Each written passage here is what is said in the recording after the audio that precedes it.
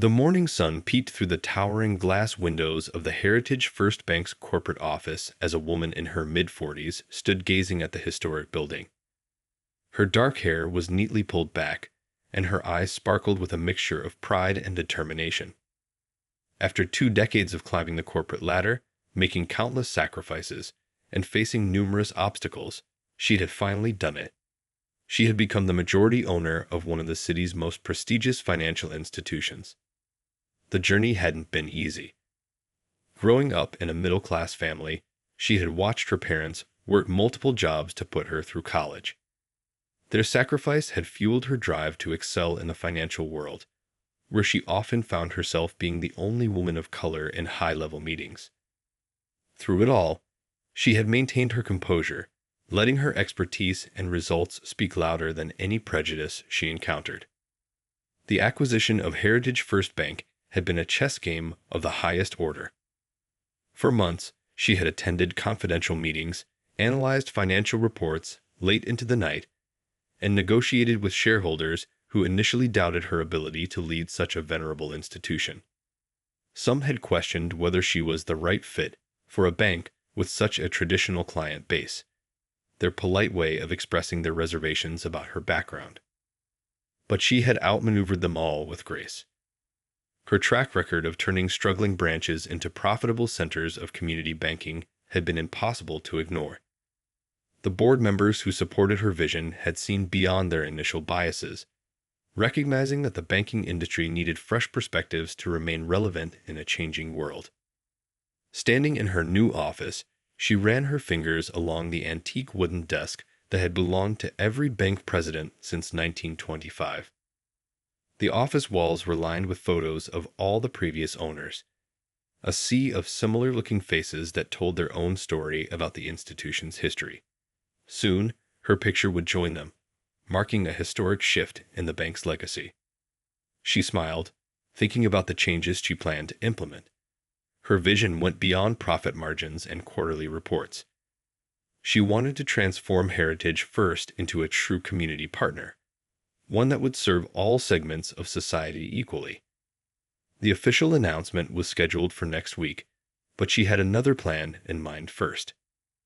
Tomorrow, she would visit various branches unannounced, posing as a regular customer. It was something she had learned early in her career. To truly understand a business, you had to experience it from the ground up. She wanted to see how the staff treated everyday customers, especially those who didn't fit the bank's traditional client profile. As she organized the papers on her desk, her phone buzzed with messages from well-wishers who knew about the acquisition. But she kept the circle small. The element of surprise in her branch visits would be crucial for an honest assessment of the bank's culture. Years of experience had taught her that real change often started with uncomfortable truths. Looking out at the city skyline, she thought about the responsibility that came with her position. This wasn't just about proving her critics wrong or breaking glass ceilings. It was about creating a financial institution that would serve as a model for others, showing that inclusivity and business success could go hand in hand. Little did she know that tomorrow's branch visit would set in motion events that would test her leadership in ways she never expected. The next morning brought a different energy as the bank owner prepared for her undercover visit. Instead of her usual business attire, she chose a simple sweater and jeans, clothes she'd worn earlier while helping at the local food bank. Her car keys jingled in her hand as she debated which branch to visit first. The downtown location seemed the perfect choice. It was one of the busiest and would give her a real sense of how customers were treated during peak hours. The autumn air felt crisp as she walked from her parked car, taking in the sight of the limestone building with its tall columns. This branch had a certain grandeur about it, the kind that could either welcome people in or make them feel intimidated. She noticed an elderly couple holding the door open for a young mom struggling with a stroller, and a teenager in a school uniform clutching what was probably his first paycheck. This was exactly what she wanted to see, a diverse mix of people from all walks of life. Inside, the marble floors echoed with footsteps, and the morning sunlight streamed through large windows, casting warm patches across the banking hall. The line wasn't too long. 4 people waited patiently while 3 tellers handled transactions. She took her place in line, observing how the staff interacted with customers.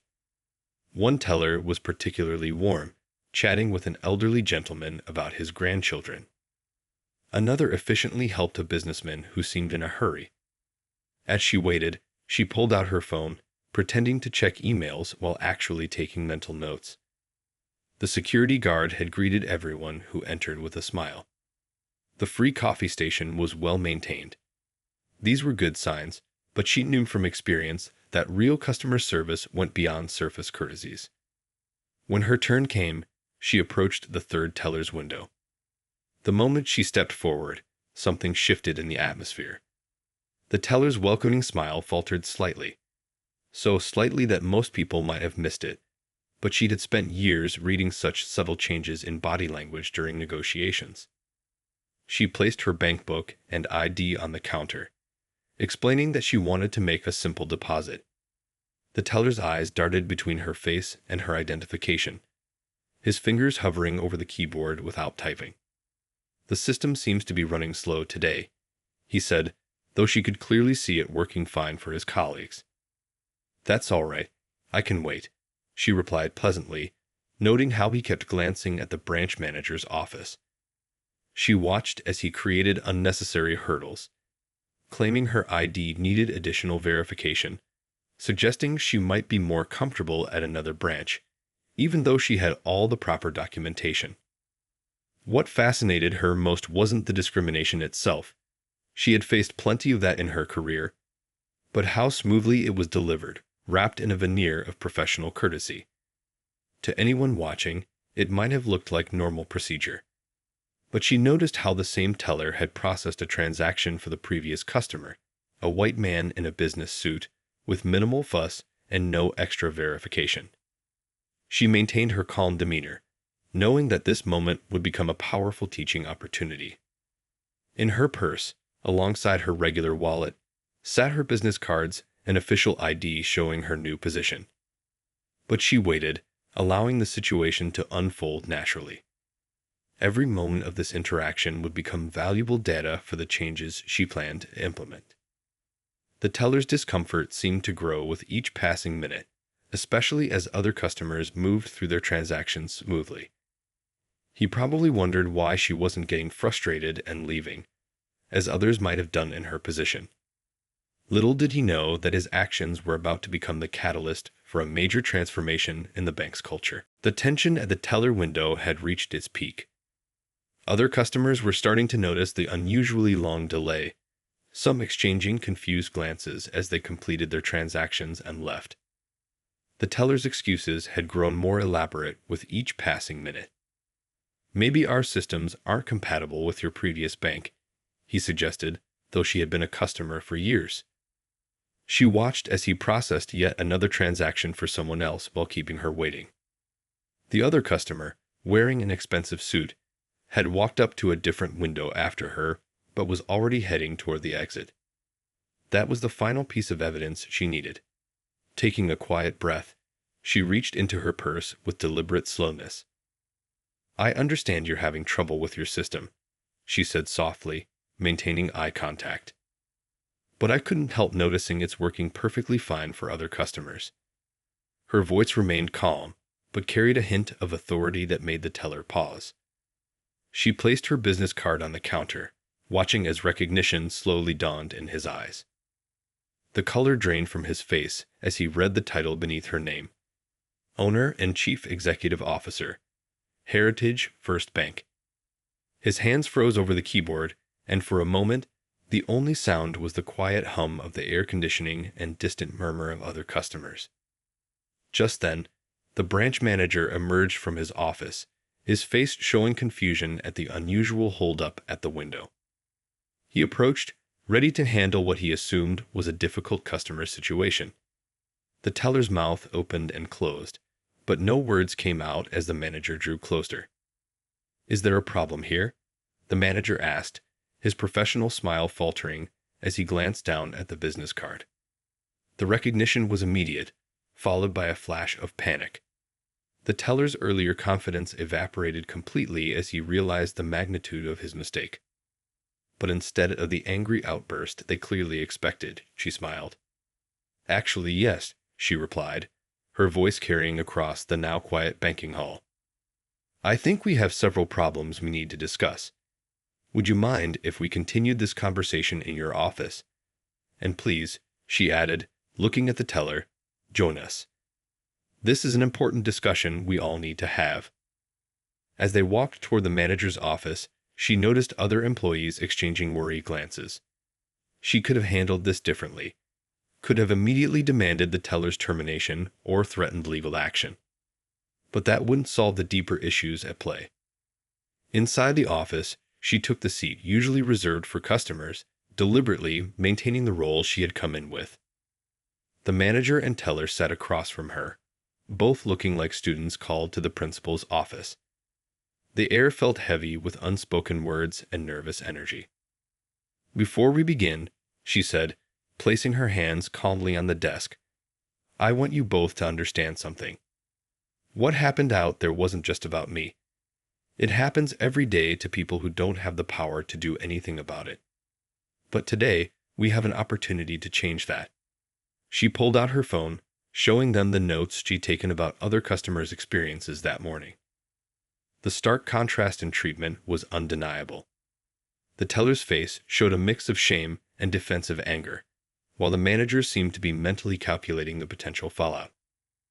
Here's what's going to happen, she continued, her tone firm but not unkind. We're going to use this moment not as an ending, but as a beginning. Tomorrow morning, I'm calling an all-staff meeting. Today's incident will be our wake-up call. Because if this is happening in our downtown branch, in broad daylight, to the bank's owner, imagine what other customers are experiencing every day. The next morning, the bank's main conference room was packed with employees from all branches. The tension in the air was thick enough to cut with a knife. Word had spread quickly about yesterday's incident, traveling through whispered conversations and worried text messages.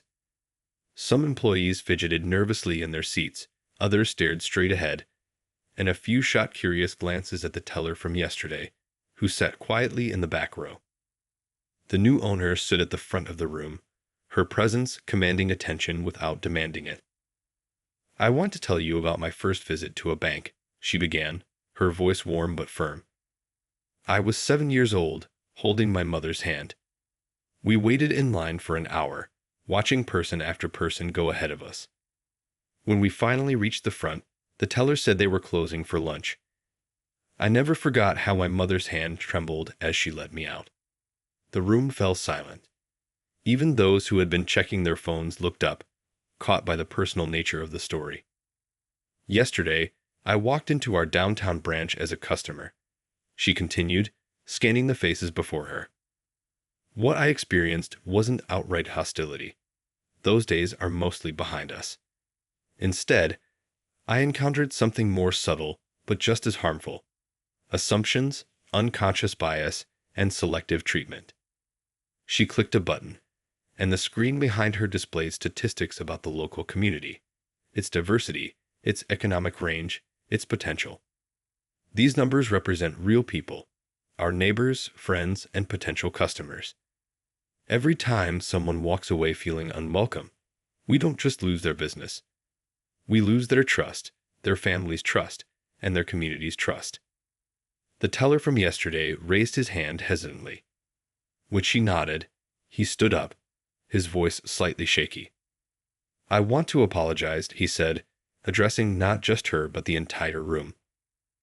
I didn't realize, I didn't think I was. He struggled to find the words. You didn't think you were biased, she finished gently. None of us like to think we are.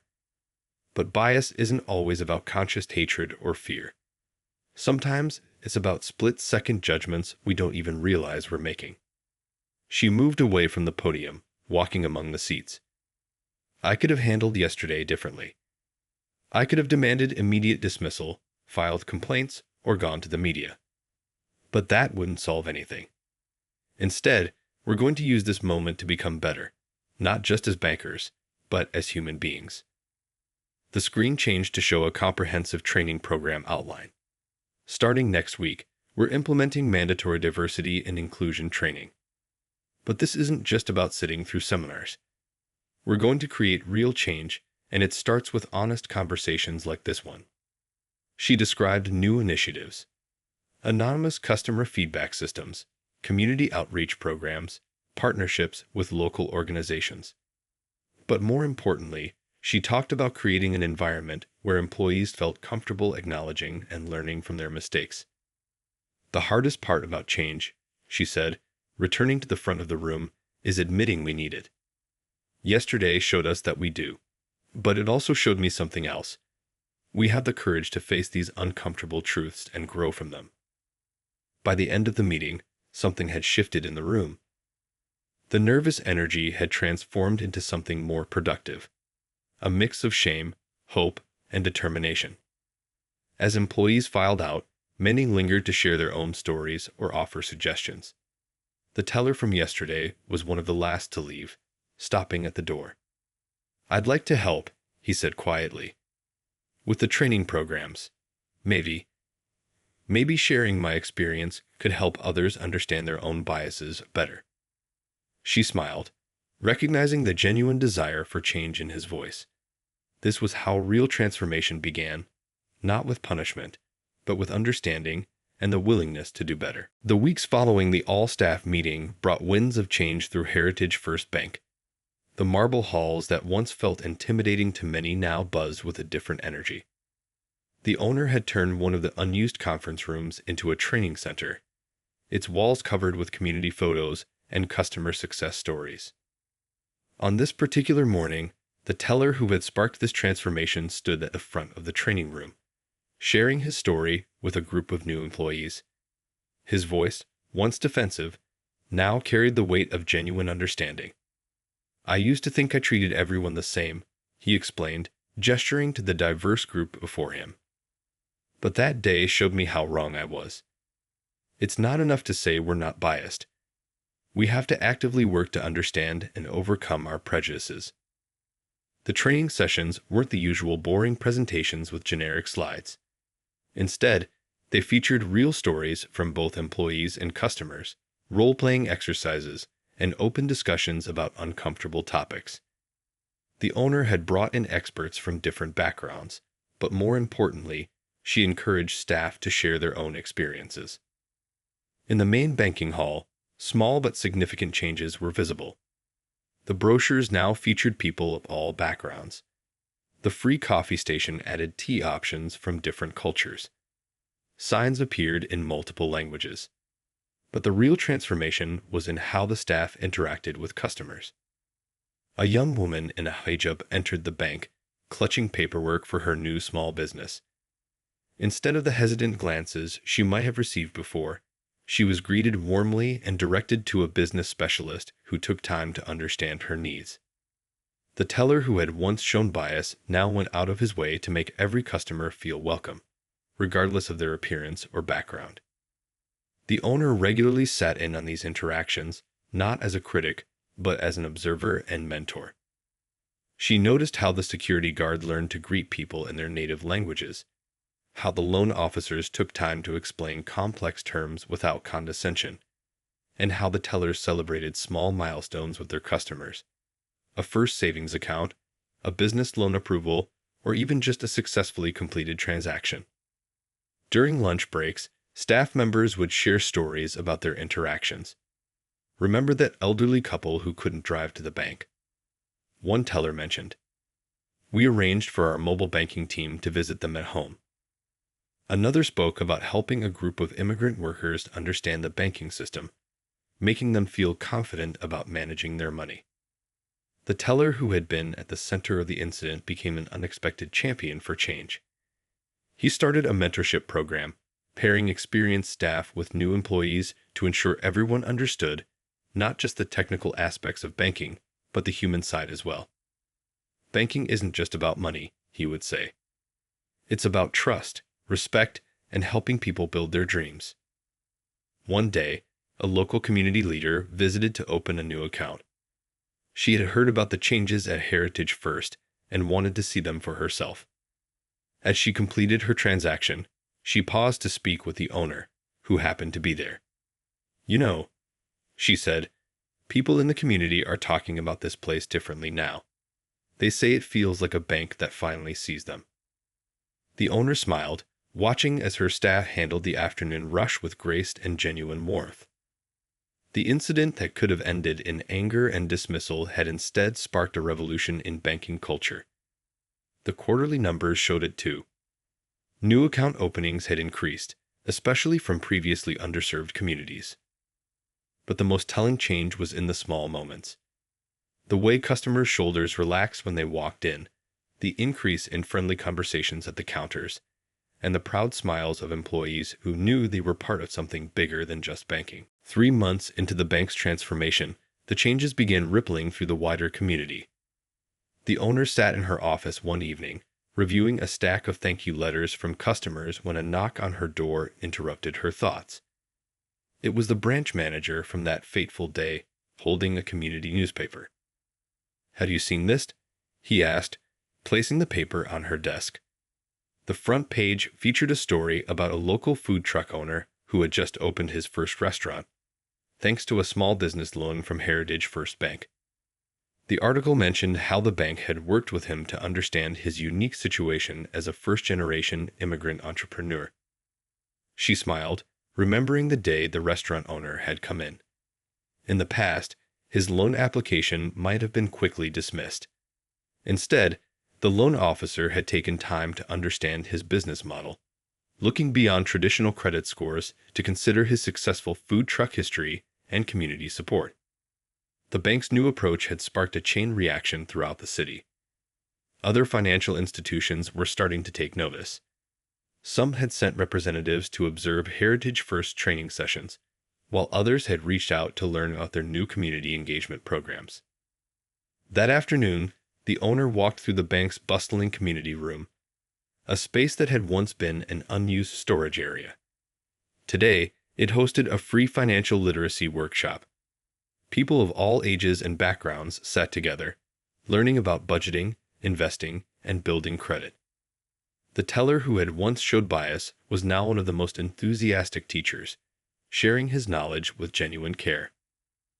"I never thought I'd say this," an elderly participant told her after the workshop, "but I actually look forward to coming to the bank now.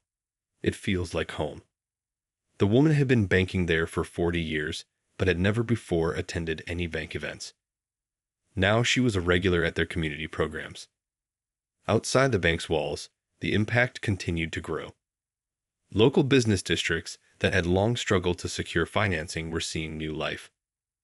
A row of empty storefronts had transformed into thriving small businesses, a family-owned bakery, a bookstore specializing in international literature, a tech repair shop run by young entrepreneurs. The owner had also introduced a unique mentorship program, pairing experienced business owners with newcomers.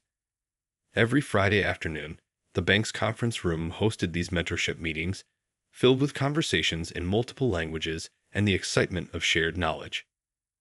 During one such Friday session, she overheard a conversation that made her pause. A successful restaurant owner was advising a young couple hoping to open their first cafe. "When I started," he said, "banks wouldn't even look at my business plan. But things are different now. This bank actually wants to see us succeed." The transformation hadn't been without its challenges. Some longtime customers had initially resisted the changes, uncomfortable with the more diverse clientele. But most had come around when they experienced the improved service and community atmosphere. The few who left were far outnumbered by new customers eager to bank with an institution that reflected their values. One day, the owner received an unexpected email from a banking industry publication. They wanted to feature Heritage First as a case study in modern banking practices. "Your approach to turning a potential crisis into an opportunity for growth has created a new model for community banking," the editor wrote. As she prepared for the interview, she thought about how a moment of discrimination had led to this wave of positive change. The bank had become more than just a place to store money. It was now a catalyst for community growth and understanding. Each day brought new stories of success, connection, and barriers broken. She looked out her office window at the diverse group of customers entering and leaving the bank, all receiving the same warm welcome. This, she thought, was what banking should always have been about, not just transactions, but transformations. 6 months had passed since that pivotal day at the downtown branch.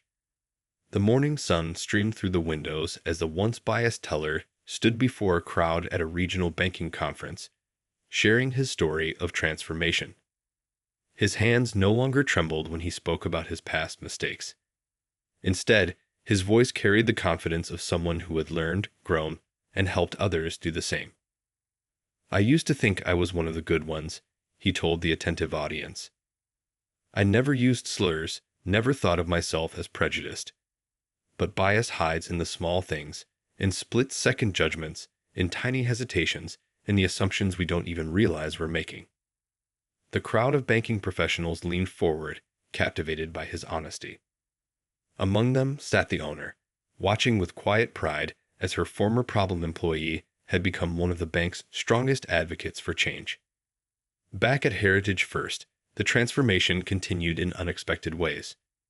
The weekly staff meetings had evolved into open forums where employees shared their own revelations about bias and privilege.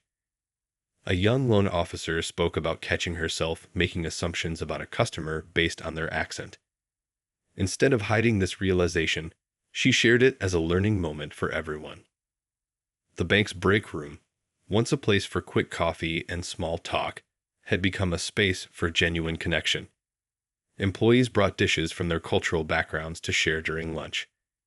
Traditional recipes came with stories of family history, creating bonds that went beyond workplace relationships. One afternoon, an elderly customer who had been with the bank for decades stopped by the owner's office. "I need to confess something," he said, settling into a chair. "When I first saw all these changes happening, I was skeptical. I've banked here for 40 years, and change isn't always easy for us old-timers." He paused, glancing out at the diverse crowd in the banking hall. "But watching how everyone is treated here now, it's made me rethink some of my own prejudices. My grandchildren say I'm becoming more open-minded in my old age." The owner kept a journal of these moments, not for publicity or reports, but as a reminder of the human impact of their work. She wrote out the small business owner who cried when approved for his first loan, the teenage girl who opened her first account and felt treated like an adult, the immigrant family who found someone at the bank who spoke their language and understood their dreams. The teller's personal growth continued to surprise everyone. He had started a volunteer program where bank employees helped teach financial literacy in local schools. His genuine enthusiasm for helping others showed how completely his outlook had changed. "Every time I work with these kids," he told the owner one day, "I think about how many people I might have discouraged in the past. Now I get to open doors instead of closing them." During a community advisory board meeting, a local religious leader commented on the change he'd seen in his congregation's attitude toward banking. "People used to see banks as obstacles," he said. "Now they see Heritage First as a partner in building their future." The owner watched as two new employees, hired through the bank's expanded recruitment program, helped an elderly couple navigate online banking. The patience and respect they showed reminded her how far they'd come from that day 6 months ago. Later that afternoon, she found the teller in the training room, preparing for the next day's workshop. The walls around him were covered with photos of successful community projects and testimonials from satisfied customers. "You know," he said, looking up from his notes, "I never thought my biggest mistake would lead to my most important work." She nodded, understanding exactly what he meant. Sometimes the most powerful changes came from facing our failures head-on. The bank's transformation wasn't just about policies or procedures. It was about people discovering their capacity for growth, understanding, and genuine connection with others. 9 months into the bank's transformation, news crews gathered outside Heritage First's main branch. The owner stood at the entrance, watching as journalists set up their equipment. The bank had been selected for a national award in community banking innovation. But that wasn't why the media was here. They wanted to understand how one uncomfortable incident had sparked a revolution in banking culture. Inside, the bank hummed with its usual morning activity. A young mother wearing a bright headscarf chatted with a loan officer about starting her home-based business. An elderly man helped his grandson open his first savings account, while a group of small business owners gathered in the community room for their weekly mentorship meeting. The morning's first interview took place in the same spot where the infamous interaction had occurred 9 months ago. The reporter, a veteran journalist who had covered banking for 20 years, seemed skeptical at first. "We've heard plenty of stories about diversity initiatives," she said. "What makes this one different?" Before the owner could respond, a customer at a nearby window spoke up. She was a street vendor who had recently secured a loan to expand her business. "This isn't just talk," she said proudly. "They actually listen to us, understand our challenges. Last week, they even created a special program for vendors like me who deal mostly in cash sales." Throughout the day, other banks sent representatives to observe Heritage First operations. They took notes as the former bias teller, now a respected trainer, conducted a workshop on conscious banking. "It's not about following a script," he explained to the visitors. "It's about recognizing our blind spots and actively working to overcome them." During lunch, a group of banking executives from across the country gathered in the conference room. They were eager to learn how Heritage First had managed to increase its customer base by 40% while maintaining such high satisfaction rates. The owner shared their strategies, but emphasized one key point. Success came when we stopped seeing diversity as a checkbox and started seeing it as our strength. The afternoon brought a surprise visit from a competing bank's CEO. "I'll be honest," he admitted during their private meeting. "We thought your approach was too idealistic, but your results speak for themselves. How do we start making these changes at our institution?" The owner led him through the bank, pointing out small but significant details: the multilingual signs, the prayer room they'd added, the children's area with books reflecting different cultures. "Start with the little things," she advised. "They show people you see them, respect them, value them." Later, a local business magazine arrived for a photo shoot. They wanted to capture the bank's diverse team in action. As the photographer set up, spontaneous moments kept drawing their attention.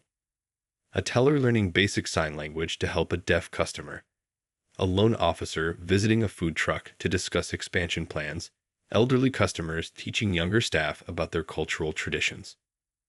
The day's final interview was with a popular business podcast.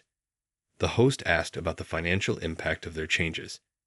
The owner shared impressive numbers: increased deposits, lower default rates, growing investment in previously underserved areas.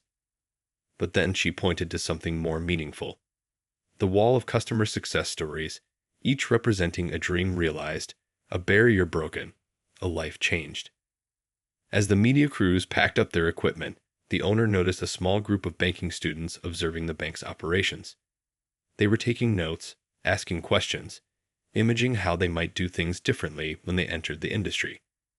This, she realized, was perhaps the most important outcome: inspiring the next generation of bankers to think differently about their role in society. The day ended with an impromptu gathering in the community room. Staff, customers, and even some of the visiting bankers shared stories and snacks, talking about their hopes for the future of banking. The room buzzed with different languages, filled with laughter and animated conversations about possibilities yet to come. 1 year had passed since that life-changing day at the downtown branch. The owner stood in front of Heritage First Bank, watching the sunrise paint the building's facade in warm golden light. The past year had brought changes no one could have predicted, transforming not just their bank, but the entire community's approach to financial services. Inside, the walls that once displayed only traditional banking posters now showcased success stories from their diverse customer base.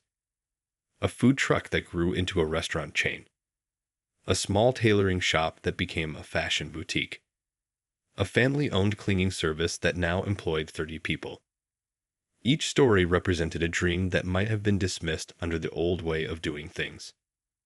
The morning's first customer was a young street artist carrying a well-worn portfolio. A year ago, he might have been met with suspicious glances. Today, he was greeted warmly by the same teller who had once shown bias. They discussed his plans to open an art school for underprivileged kids, and the teller eagerly connected him with their community development team. During the staff meeting that morning, employees shared their latest initiatives. The quiet maintenance worker spoke about starting a banking basics course in his native language. A shy intern presented her idea for a mobile banking unit to serve homebound elderly customers. Each suggestion was met with enthusiasm and practical support. The owner watched with pride as the former biased teller, now the head of community relations, led a workshop for other bank's employees. A year ago, I was the problem, he told them. Today, I help find solutions. Change isn't just possible, it's essential. His words carried the weight of personal experience, touching hearts in a way that typical corporate training never could. At lunchtime, the community room hosted a celebration for their 100th small business loan of the year. Local entrepreneurs from all backgrounds shared their stories over food from their restaurants and cafes. A woman who started with a single sewing machine now employed 10 people.